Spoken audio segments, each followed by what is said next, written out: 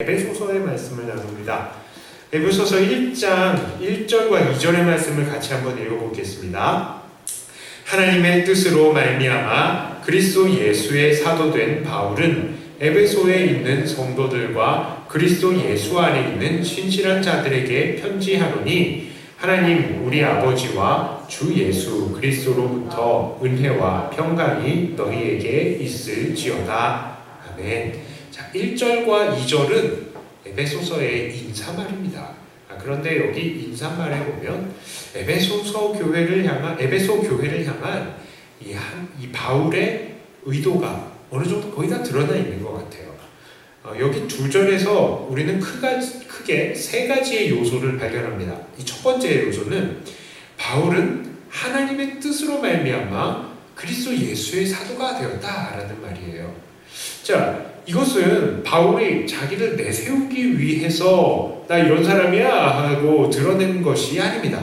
자, 이것을 말함으로 앞으로 기록이 되는 모든 내용들은 바울의 개인적인 말이 아니라 바로 하나님의 뜻이다, 하나님의 확실한 의지가 담긴 뜻이다라는 것을 보증하기 위해서 나는 하나님의 이 뜻으로 말미암아 그리스도 예수의 사도가 되었다라는 것을 말하고 있는 것입니다. 자, 두 번째는요, 바울이 이 편지를 에베소에 있는 성도, 예수님을 믿는 자들에게 보냈다는 것입니다. 예수 안에 있는 신실한 자들이라는 말이 있는데요, 이 말은 사실 직역을 하면 예수님을 믿는 자들일 것입니다. 그러니까 이 말은 바로 예수님을 믿는 이들은 거룩한 성도들이다 라는 것을 강조하는 것입니다. 이 성도라는 말, 즉 거룩한 사람들이라는 말은요, 보통 세상 사람들에게는 조금 어색한 말이에요. 부담스러운 것도 사실입니다.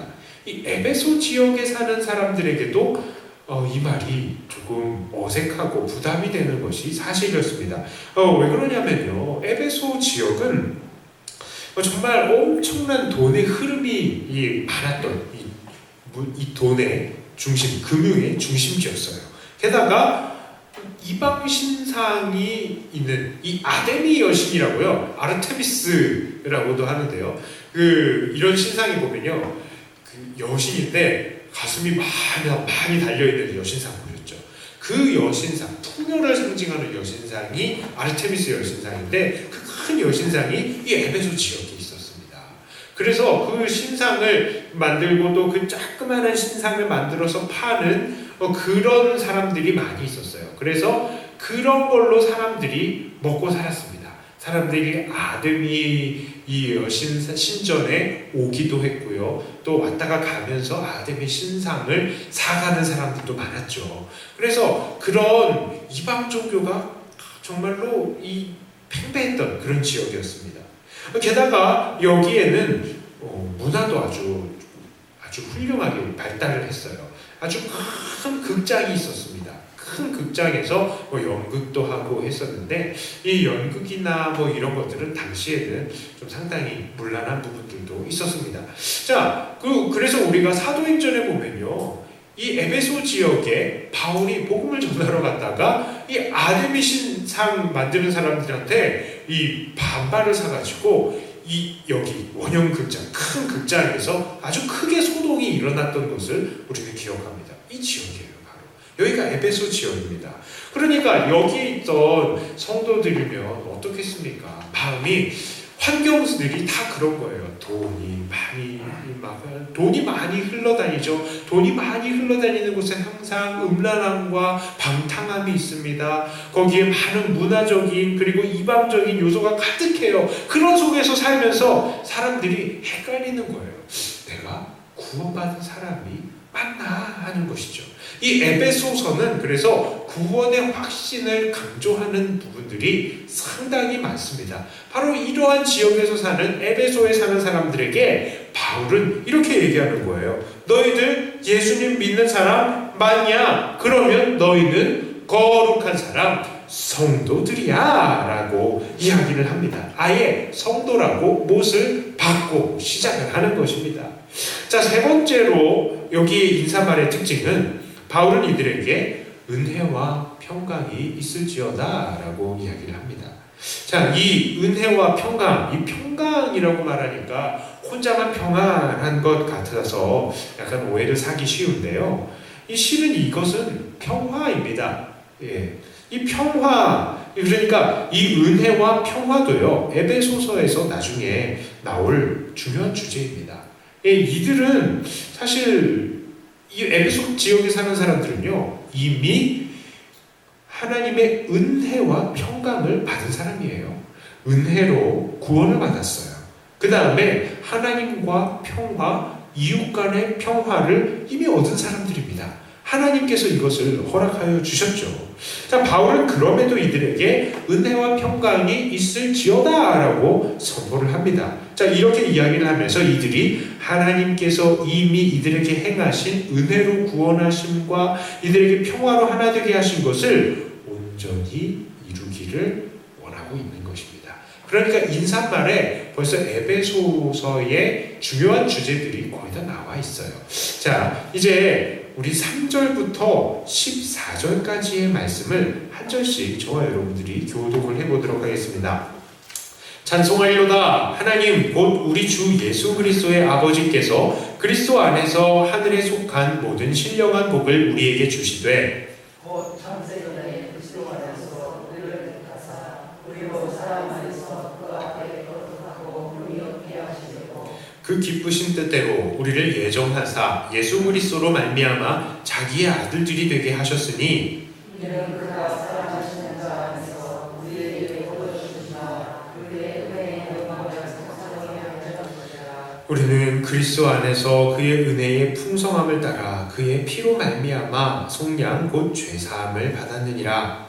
이는 그가 모든 지혜와 존경을 우리에게 정식케 하사 그 뜻의 비밀을 우리에게 알리신 것이요 그의 기뻐하심을 따라 그리스도 안에서 때가 찬 경륜을 위하여 예정하신 것이니 하늘에 있는 것이나 땅에 있는 것이나 다 그리스도 안에서 경륜을 위하여 하십니다. 모든 일을 그의 뜻의 결정대로 일하시는 이의 계획을 따라 우리가 예정을 입어 그 안에서 기업이 되었으니 이는 우리가 그리스도 안에서 전부터 받은 그의 영광의 찬송이 되게 하려 하시니라. 그 안에서 너희도 진리의 말씀 곧 너희의 구원의 복음을 듣고 그 안에서 또한 믿어 약속의 성령으로 인치심을 받았으니 이는 우리 기업의 보증이 되사 그 얻으신 것을 속량하시고 그의 영광을 찬송하게 하려 하심이라. 아멘. 자, 이 단락은요, 찬송하리로다로 시작하는 이 찬송시의 형태를 취하고 있습니다. 구약에 이런 식으로 많이 나와 있어요. 뭐 찬송하리로다 하면서 쭉쭉 찬송의 내용들을 쭉 이야기를 열거하는 게 시편에서도 나오고 구약의 곳곳에 찬송을 하는 형태에서 이런 내용들이 나옵니다. 찬송하리로다 하면서 시작을 해요. 자, 그런데 한글 성경에서는 이 본 단락을 네 문장으로 번역을 하고 있지만 헬라어 본문에서는 한 문장이에요. 이 지금 3절부터 14절이 200단어가 넘는데 한 절이에요. 그러니까 얼마나 복잡하겠습니까? 얼마나 복잡해요.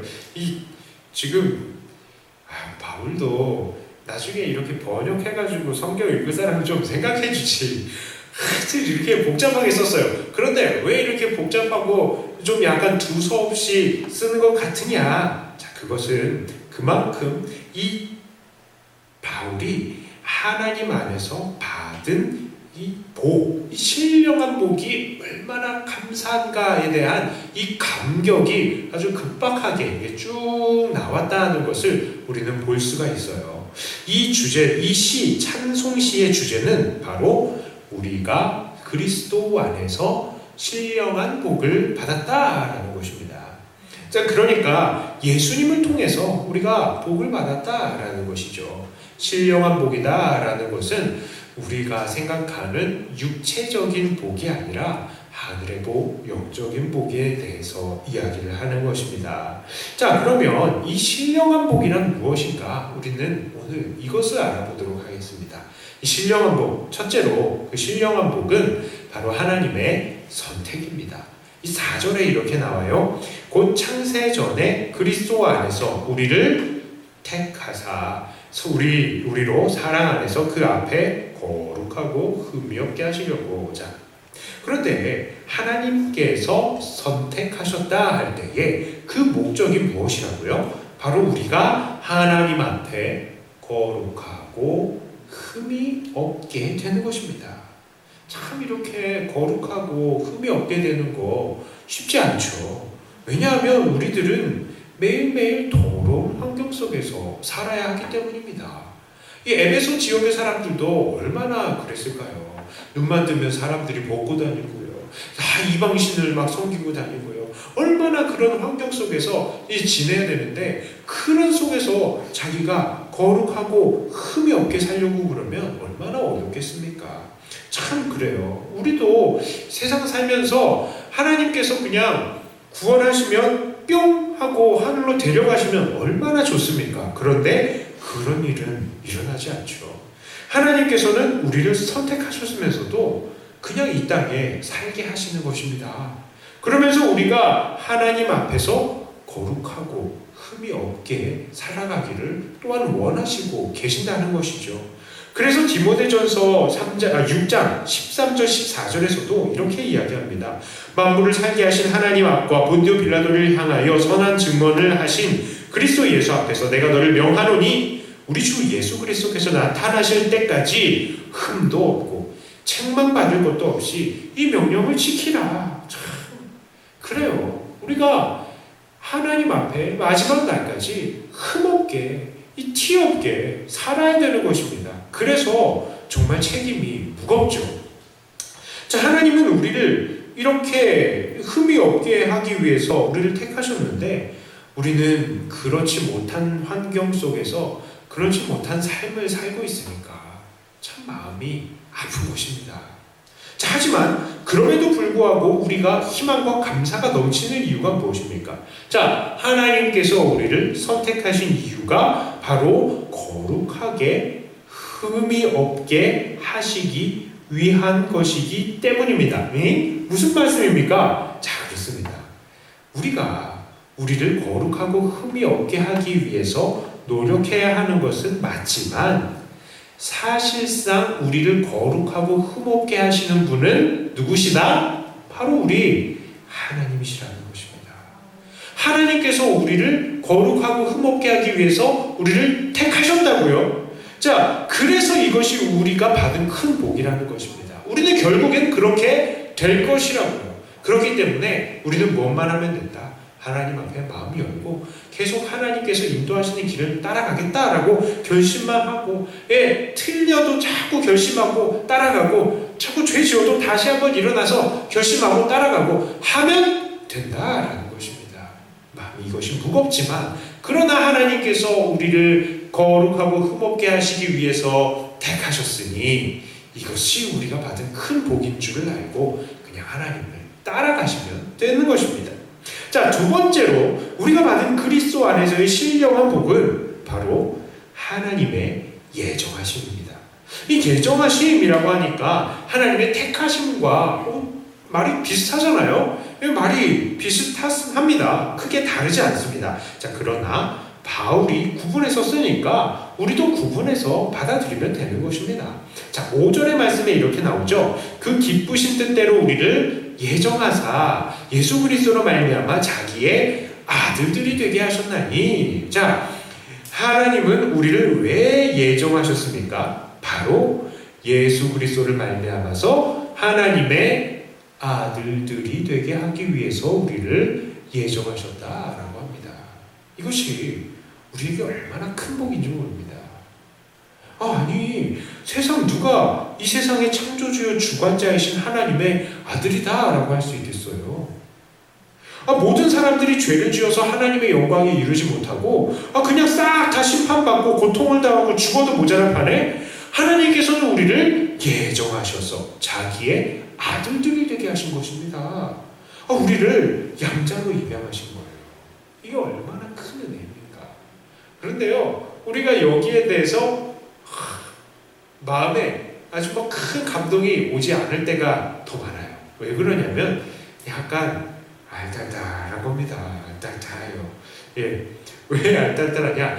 양자도요, 맨날 고아원에 있다가 갑자기 어느 날 딱 입양이 돼가지고 내가 양자가 됐다 그러면요, 헐떨떨한 거예요. 얼떨떨한 거예요. 그것도 머리 다 크고 이제 성인이 된 사람들이 양자가 됐다 그러면 그거 깨달으면요, 되게 얼떨떨한 느낌이 큰 겁니다. 자, 그러나 그래도 이 입양아라는 것은요, 그 얼떨떨한 기분과는 다르게 상당히 큰 권한을 가지고 있습니다. 어떤 권한이요? 아버지의 그 권력, 아버지의 그 유산, 그걸 다 상속받을 수 있는, 승계받을 수 있는 권한이 있는 것이죠.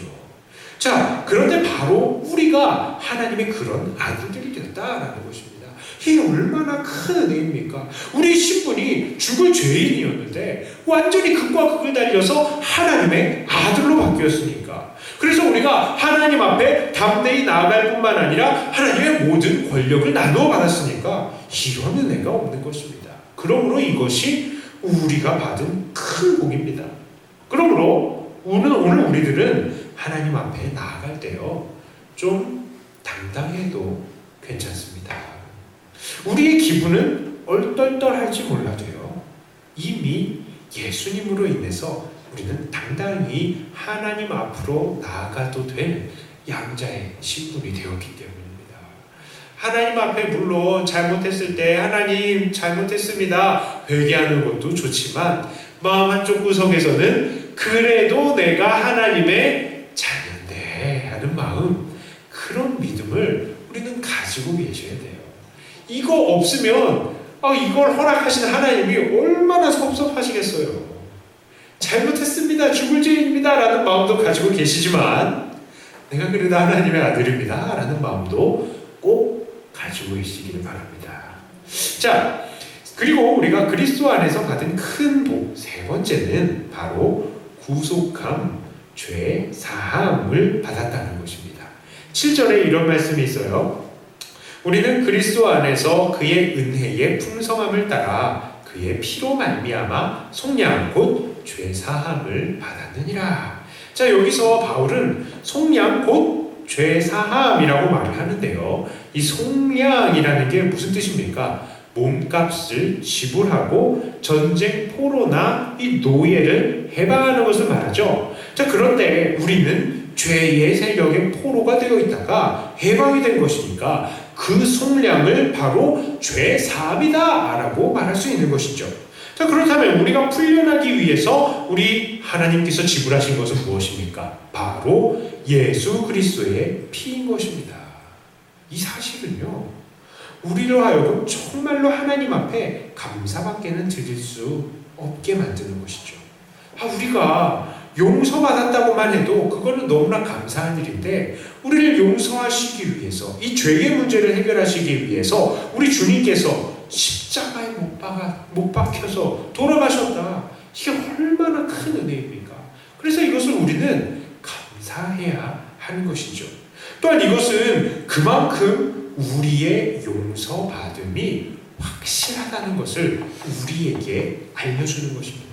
왜 이것이 더 우리의 용서받음이 확실한가? 자, 보십시오. 우리의 죄를 위해서요. 옆집 아저씨가 나를 대신해서 죽어줄 리는 없지만 만약에 그런 일이 일어났다라고 하더라도요, 자, 옆집 아저씨의 죽음이 정말 나의 죄를 속해준다라는 보장이 있습니까? 없습니까? 없죠. 없어요. 자, 우리 아버지가 나를 위해서 죽어주셨다라고 해도 그 죽으심이 정말로 나의 죄를 속량해주는 그런 죽음이다라는 보장이 있습니까? 없습니까? 없어요. 자, 그런데 이 예수님은 딱 나오셔서 벌써 동정녀의 몸에서 나오시고 하나님의 아들이라는 것이 증거가 됐어요. 자, 그리고 계속 살아있으면서도, 살아계실 때도 내가 너를 위해서 죽을 거야, 예정대로 죽고 다시 부활할 거야, 그렇게 계속 얘기를 하셨죠. 그리고 정말로 죽으시고 정말로 부활하시고 정말 승천을 하셨습니다. 이 모든 것을 통하여서 자기가 하나님의 아들이라는 것을 증명하셨어요. 자, 그러니까 하나님의 아들이 나를 위해서 돌아가 주셨다. 이것만큼 그래, 그러니 이 죽으심이 나의 죄를 위한 죽음이구나 라는 것을 이것만큼 강하게 증거하는 것이 어디 있겠습니까? 그러니까요, 이 죽으심이 나를 위한 죽음이다, 나에게 더욱더 큰 확신을 주는 사건이다 라는 것이죠. 우리 주님께서 우리를 위해서 속량해 주셨습니다. 그렇기 때문에 우리는 하나님 앞에 절대 감사로 나아갈 수 있는 것이고, 또한 크나큰 확신으로, 흔들리지 않는 확신으로 하나님께 나아갈 수 있는 것입니다. 자, 네 번째로 우리가 받은 복은요, 바로 하나님께서 그 비밀을 그의 성도들에게 알려주셨다는 것입니다. 자, 비밀이란 누가 누구에게 말하는 건가요? 정말 친한 사람들, 그 사람들한테 비밀을 이야기하는 것입니다. 제가 어떤 처세술에 관련된 책을 봤는데요, 누구와 친하고 싶으면 그 사람에게 당신의 비밀을 나누라, 이렇게 이야기를 해요. 이야, 그게 정말 대단한 겁니다. 왜요? 비밀을 나누었을 때 그 의미가 뭡니까? 내가 그만큼 너를 신뢰해, 내가 그만큼 너를 가깝게 여겨, 그러니까 어디서 나가서 말하지 마, 이게 되는 거잖아요. 그런데 그 비밀을 막 발설을 하면 실망하게 되는 거죠. 그러니까 여러분, 비밀은 꼭 지켜주세요. 입이 근질근질하고 임금님께는 당나귀기 하고 싶어도 진짜 비밀은 참아주세요. 왜요? 그 사람과 우리의 관계를 위해서 제발 그건 참아주세요. 남들의 흠을 발견하고 남들이 고민을 상담하고 막 그래도 기도 제목을 나눠야 돼 그러면서 다른 사람들한테 막 이 비밀을 얘기하면 사람과의 관계는 분명히 틀어집니다. 그러니까 꼭 비밀은 지켜주세요. 자, 아무튼 비밀, 우리 하나님께서는 우리 하나님의 택하신 백성들과의 비밀을 나누십니다. 자, 그런데 그 비밀이 무엇이냐?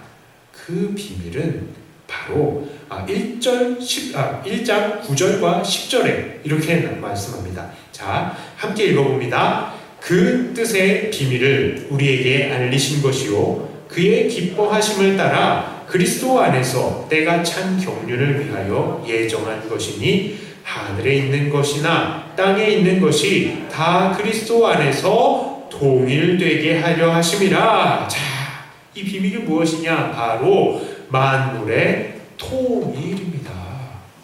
이 통일이라는 단어는요, 요약하다 혹은 사물들을 한데로 모으다라는 뜻으로 사용되기도 합니다. 자, 그러나 이 주님의 비밀은 이 만물을 다 그리스도 안에서 그냥 하나로 그리스도 안에서 모으는 거예요. 그냥 모으는 것이 아닙니다. 자, 여기서 이 통일이라는 단어를 이야기하면요, 우리들이 약간 당혹스러울 수도 있어요. 왜냐? 이 통일은 무엇입니까? 2개나 3개나 그 이상의 것들이 하나로 합쳐지는 것이죠. 완전히 하나가 되는 것입니다. 자, 그렇게 되면요, 통일 이전의 개체들이 어떻게 됩니까? 사라져버리는 그런 느낌이 있는 거예요. 그 각 개체만의 특성이 없어져 버리는 것은 아닐까? 우리가 그러면 그리스도 안에서 통일돼 버리면 그냥 내가 스르륵 녹아져 버리고 나는 이제 더 이상 내가 아니게 되어 버리는 건 아닌가? 이렇게 잠깐 이렇게 오해를 하실 수도 있을 거란 말입니다. 자, 그러나 이 통일에 대해서 생각을 해볼 때에 우리는 가장 대표적으로 무엇을 생각하면 되냐면요, 바로 삼위일체를 생각하시면 됩니다. 성부, 성자, 성령의 각 삼위는 어떻습니까? 삼위로 계시면서도 삼위 한 분씩 한 분씩 또 따로 존재하고 계십니다. 이것이 신비예요. 삼위가 한 분으로 계신다. 이게 신비죠. 자, 그런데 우리 예수님도 십자가에 돌아가시기 전에 성도들을 위해서 기도하시면서 이렇게 구하셨습니다. 요한복음 17장 21절에요. 아버지여, 아버지께서 내 안에, 내가 아버지 안에 있는 것과 같이 그들도 다 하나가 되어 우리 안에 있게 하사. 이게 뭡니까? 바로 우리 주님께서 정말 원하시는 것은요, 모든 성도들이 하나가 되고 또한 삼위일체의 신비를 이루신 하나님 안으로 들어가서 하나님과 통일되는 것입니다.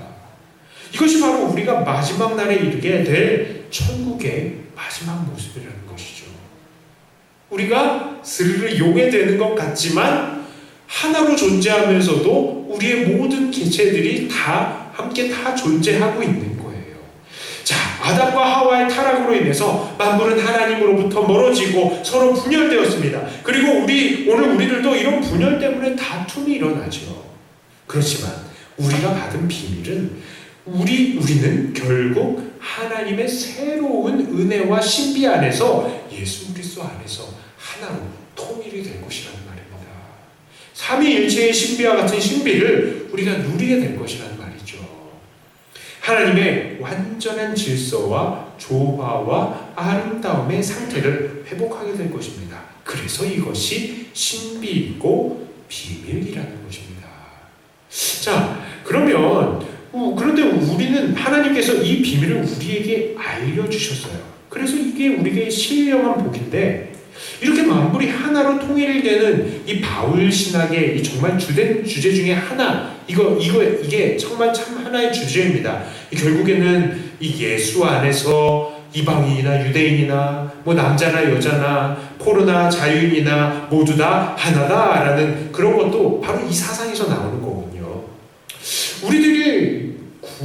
그러면 우리들이 이렇게 구원을 받으면서 이 비밀을 함께 받았다라는 것을 생각해 볼 때에 우리는 그러면 우리의 삶은 어떻게 해야 되나 한번 돌아볼 수가 있습니다. 자, 우리의 삶은 어떻게 해야 되겠습니까? 우리는 만물이 통일이 된다는 비밀을 알고 있어요. 자, 그러면 첫째로 우리는 전도하는 삶을 살겠죠. 왜요? 모든 자들이 하나님 예수 그리스도 안에서 통일이 된다는 것을 우리 생각을 하면서 아직도 그 신비에 이르지 못하는 사람들을 향한 마음에 불타는 부담감과 열정이 있어야 되는 것이 사실입니다. 그러니까 우리가 그 비밀을 맡은 자로서 이 비밀을 또 증거하는 사람이 되어야 되는 거예요. 사람들에게 예수님을 증거해야 됩니다. 또요, 우리가 이 비밀을 맡은 자라면요, 우리가 교회 안에서 서로 싸우고 욕하고 갈라지는 이런 분열을 우리는 참여하지 말아야죠. 뭔가가 분열이 일어난다? 우리는 아니에요. 그래서는 안 됩니다. 이 분열이 아니라 서로 예수 안에서 온전한 하나를 이루기 위해서 우리는 계속해서 노력을 하고 연습을 해가야 하는 것입니다. 하나님 안에서 같은 마음을 품기 위해서 최선을 다해야 한다는 것입니다. 자, 다섯 번째로 우리가 그리스도 안에서 받은 신령한 복은 바로 이러한 복들을 인종을 뛰어넘어서 우리 모두에게 공평하게 주셨다는 것입니다. 자, 11절부터 14절까지의 말씀이에요.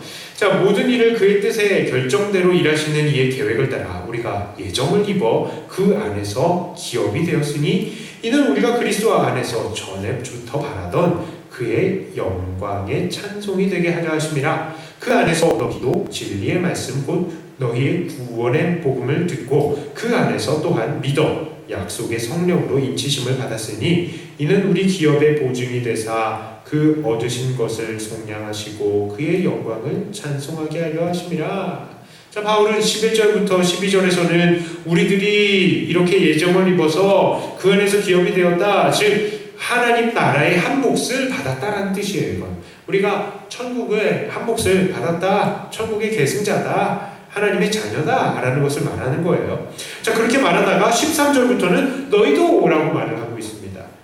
지금까지 바울은 이 우리라는 단어를 그냥 우리 유대인들만이라고 지칭을 한 것이 아니에요. 자, 그냥 유대인들에게만 그런 신령한 복을 주셨다라고 하지 않고 너랑 나랑 우리 모두라는 것을 의미하고 있었습니다. 그런데 여기서 다시 에둘러 너희라고 이야기를 하는 것은 무엇이냐? 바로 약간의 이 구원의 확신과 택함의 확신이 없는 이 에베소 사람들, 이방인들, 너희들에게도 그런 거야 라고 다시 한번 강조를 하고 있는 거예요. 너희도 하나님 나라의 한 몫을 받았다라는 것을 강조하기 위해서 재차 이 단어를 사용한 것입니다.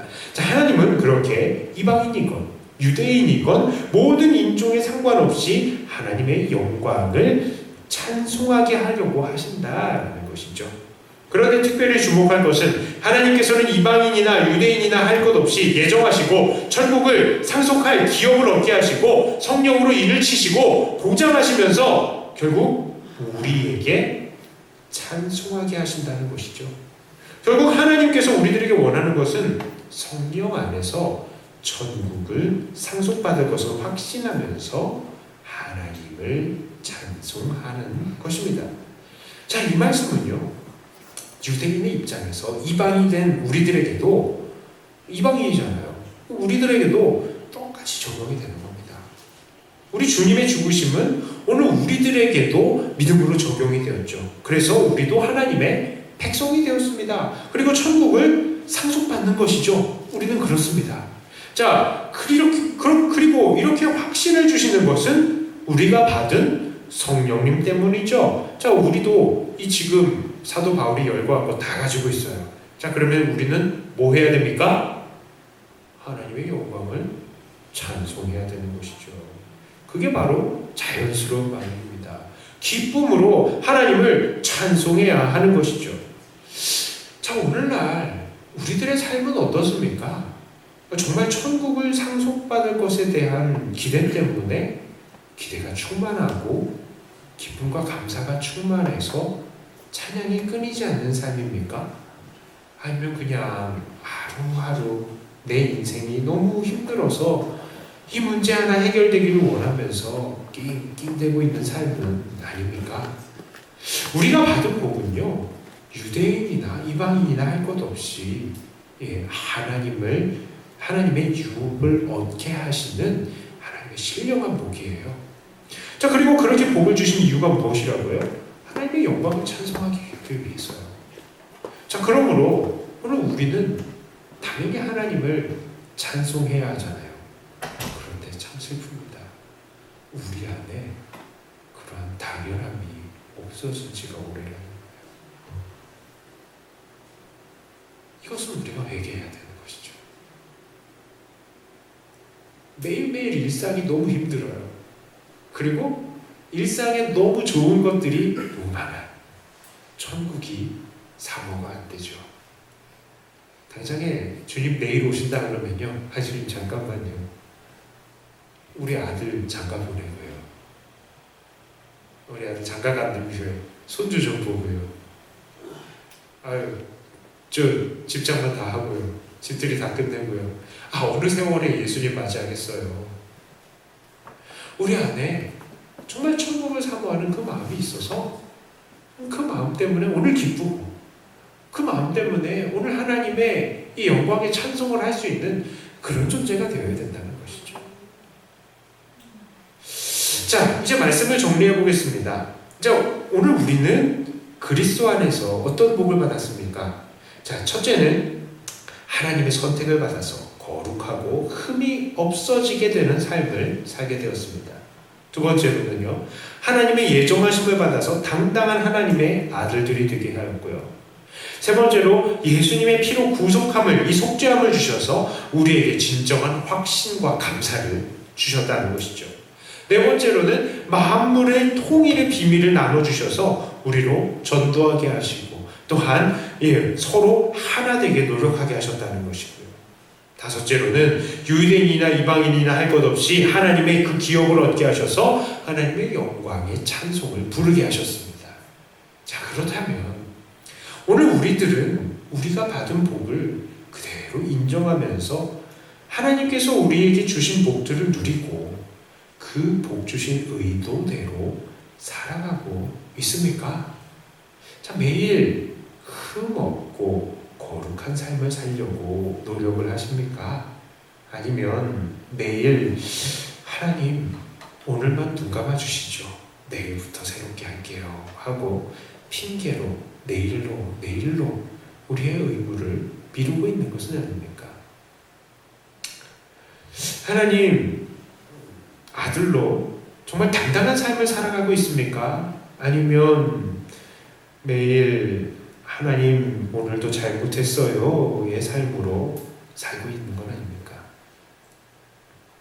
죄사함에 대한 감사와 확신을 가지고 있습니까? 아니면 나 정말 구원받은 사람 맞나 하는 의심의 삶을 살고 있습니까? 만물을 하나 되게 하심을 이루는 그런 삶을 살아가고 있습니까? 아니면 분열과 싸움을 조장하는 삶을 살고 있습니까? 하나님을 향해서 이 마음에서 우러나오는 감사의 찬송을 올리십니까? 아니면 그저 찬송하라니 어쩔 수 없이 찬송하긴 하는데 나는 별로 기쁘지 않다 하는 그런 삶을 살고 있지는 않습니까? 자, 오늘 우리는 정말 하나님께서 우리에게 예수 안에서 주신 이 수많은 복들을 생각하면서요, 날마다 그 받은 복을 누려야 되겠습니다. 구슬이 서말이라도 꿰어야 보배라는데 우리가 그 엄청난 복들을 다 받고 있으면서도 그거를 누리지 못하는 그런 답답한 삶을 살고 있는 것은 아닙니까? 우리가 언제까지 이 세상에 속하여서 세상에 얽매인 삶을 살아야 하겠습니까? 이것을 이제는 벗어버리기 원합니다. 우리가 받은 복은, 우리가 예수 안에서 받은 복은 신령한 복입니다. 이 신령한 복을 사모하면서 오늘도 천국의 삶을 살아가시는 저와 여러분들이 다 되시기를 주님의 이름으로 축복합니다. 기도합니다. 하나님 아버지, 하나님께서 우리에게 주신 복들을 생각해 봅니다. 그 수많은 복들을 우리가 받았는데 우리가 이 은혜를 누리지 못하고 그저 세상의 것들에 얽매이고 살고 있는 것은 아닌지 다시 한번 우리를 돌아봅니다. 하나님, 우리를 돌아보게 하여 주시고 우리를 새롭게 하여 주시고 하나님께서 우리에게 주신 복을 오늘 풍성하게 받아 누리는 자들이 되게 하여 주시옵소서. 그리하여서 우리를 통하여서 하나님 온전히 찬양과 영광을 받아 주시고 우리의 모든 삶이 하나님의 기쁨이 되게 하여 주시고 천국의 유업을 받을 자로서 정말 하나도 부끄럽지 않는 자들이 다 되게 하여 주시옵소서. 하나님, 우리 모든 백동교회 성도님들은 이런 하늘의 이 신령한 복을 날마다 풍성하게 누리는, 그래서 매일매일 천국의 삶을 살아내시는 주님의 귀한 천국의 백성들이 다 되게 하여 주시옵소서. 축복하며 우리 주 예수님 이름으로 간절히 기도드리옵나이다. 아멘.